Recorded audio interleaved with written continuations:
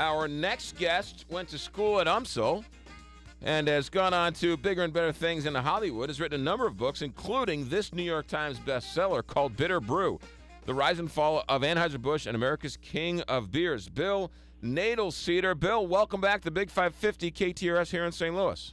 Thanks. Good to be here. You were here in studio when the book first came out. Now it's out in paperback, and a lot has transpired between then and now, including, has this book been optioned for a TV show?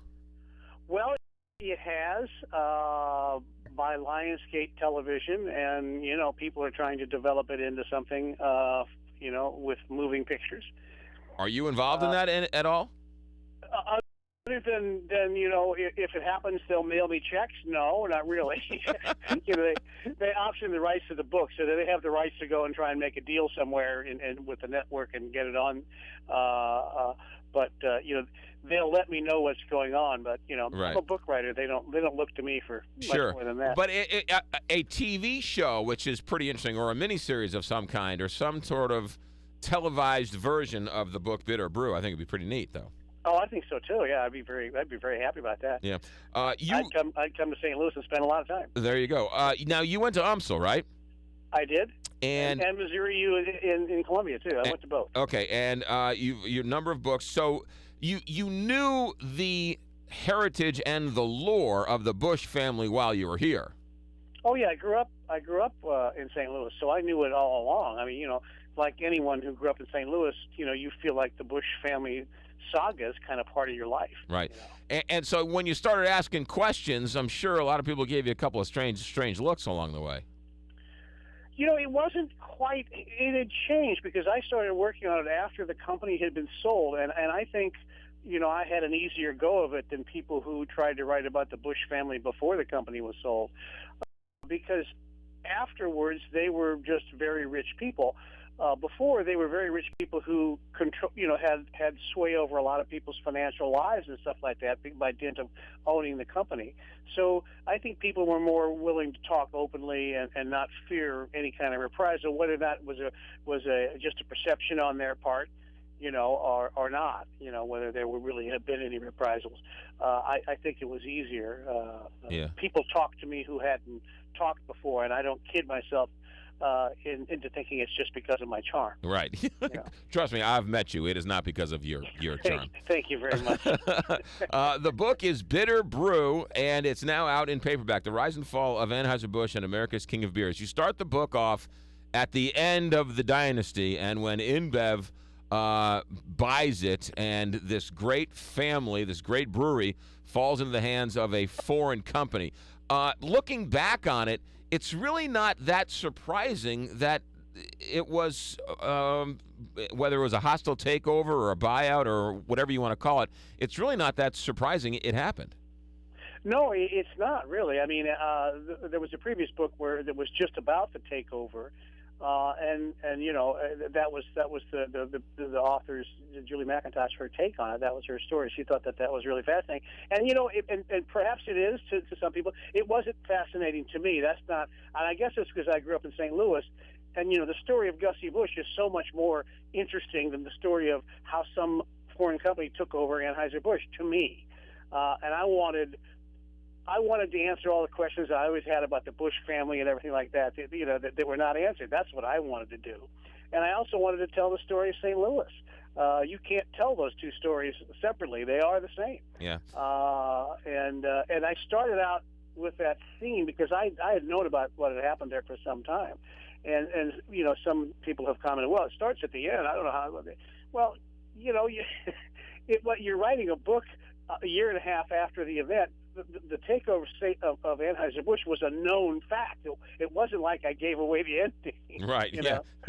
Wait a minute, the company was sold. Wait a minute, what's going on here? Yeah. Right, yeah. I was trying to set the scene there, and I think it worked. But I never met the man Gussie, but people who met him, worked with him, talked with him, raised a beer with him, said he was an American original. Oh, totally. I mean, bright red, indelible character. St. Louis will not see his like again. I mean, really. And it's hard for characters like that to even come into being anymore because the world is a little bit different. To stride the stage with that much confidence and it's not easy these days. But yeah. But if he was such a character, what happened to the third and the fourth? They were much more corporate. They were much more handled. It seems like they sort of lost that lore along the way.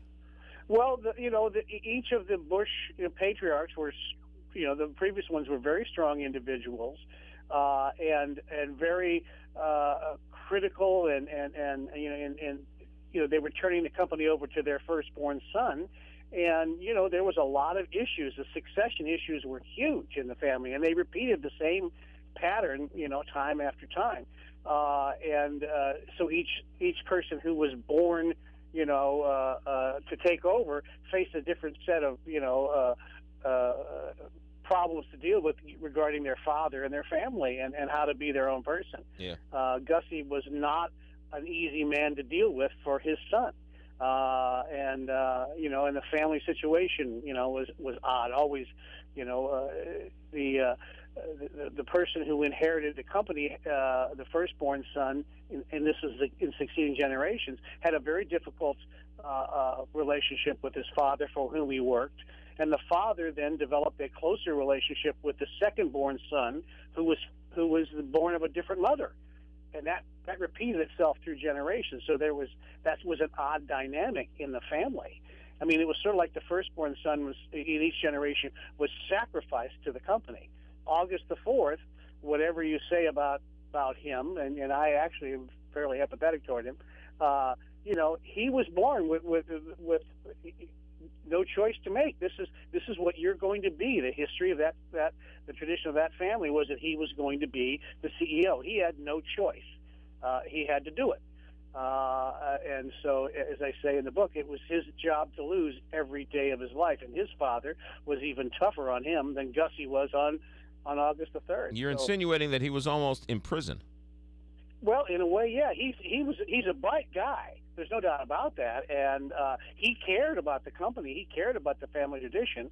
But, there's a certain kind of person who's a good beer guy, who has that sort of verve that Gussie had, right. And on August the 3rd, who has this sort of cold, frosty exterior that scares a lot of people, who's also can turn on and be charming and take over a room, and and I know some people think he's actually quite funny, but he doesn't show that. But August the 4th was not that kind of guy. He was a little more shy, a little bit more uneasy with things, but he was cast into this role, and he had no choice. This was it. So you got to sympathize with somebody, and so perhaps he turned to substances to calm himself or whatever. Right. He did develop those problems early, and they were tolerated and right. And you know what? As much as it's hard for you and I and other people to sort of feel sorry for any of them, I don't think any of us feel sorry for them. How do you feel sorry for somebody who's doesn't have to worry about a paycheck for the rest of his life? Right. It's an interesting, it's almost like a Prince William, or a princess that's sort of born into that, and they're sort of in a cage, that they're sort of in a zoo on display for everybody to sort of touch and feel. That's exactly right. Yeah. Now the fourth embraced that. He wanted that. He liked that. But again, maybe he could have been more successful doing something else. Yeah. The book is apparently a pretty good ad man.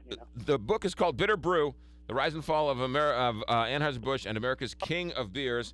Bill Nadelceder is our guest. What I've never understood, and it just boggles my mind, is that Gussie loved baseball. So he's big enough and bad enough and savvy enough to buy the St. Louis Cardinals, becomes good friends with Whitey Herzog. Whitey Herzog said he'd never manage again because there'd never be another owner like Gussie Busch. And it's just this perfect marriage between baseball and beer and the Cardinals and Busch Stadium and all that. And then August 3 takes over, and the first thing he does is he sells the baseball team. Well, Gussie didn't love baseball in the beginning. He couldn't give a damn about baseball when he bought it. He came to love it because baseball made him a celebrity. Gussie loved attention. When he became the owner of a baseball team, it brought him a level of public acclaim that it didn't come from being a brewer. So he loved that, and he come to love it, and the Cardinals became part of the family. August the 3rd never really had the love for baseball. He didn't play team sports growing up. He was much more of the hard-nosed businessman. Gussie was not that. Gussie was not, all about returning the absolute maximum rate of return to investors. That's what August the 3rd was about. That was his generation. That's what he was going to bring to the company. And the Cardinals just weren't a big profit center. I mean, not compared to the rest of the operation. The Cardinals were, they were kind of a hassle. Even in their best years, they produced a couple $1 million in profit. The margins were not great. So it was an easy decision for him to make. He didn't do it right away, however. He waited quite some time.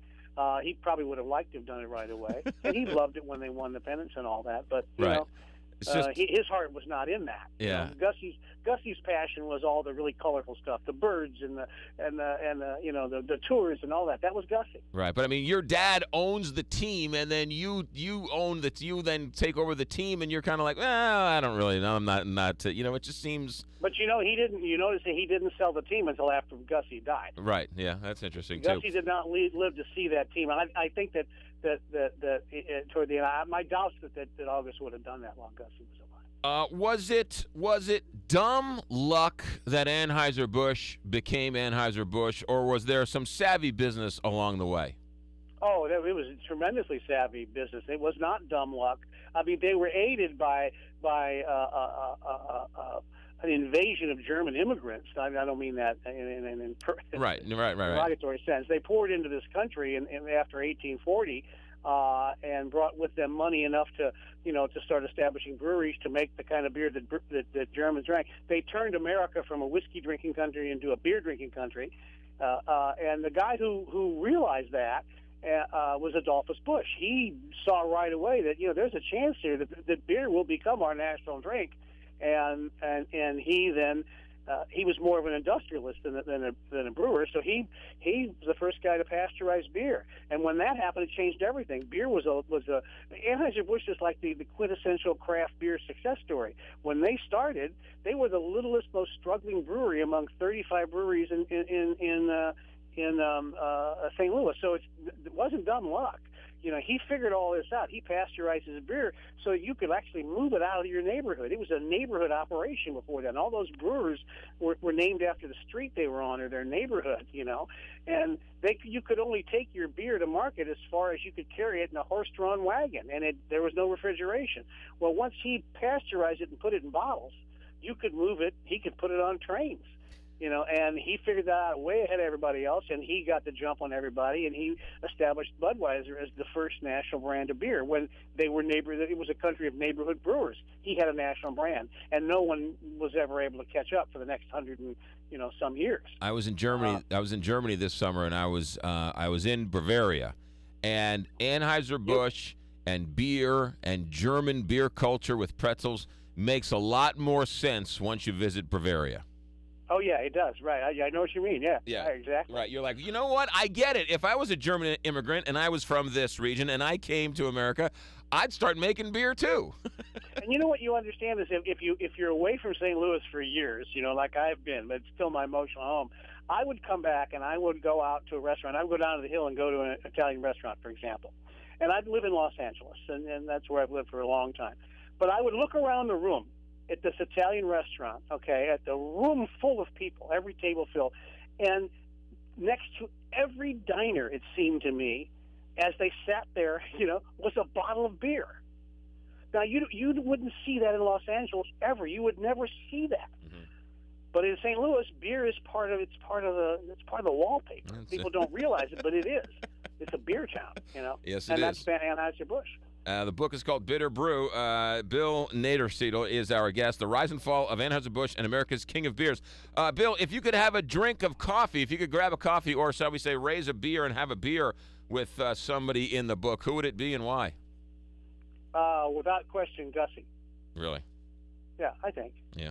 I mean, if just for pure entertainment value and tell me stories, and give me your opinion on this. Oh yeah, it'd be Gussie. It'd be Gussie. I never met him. I would have loved him, and I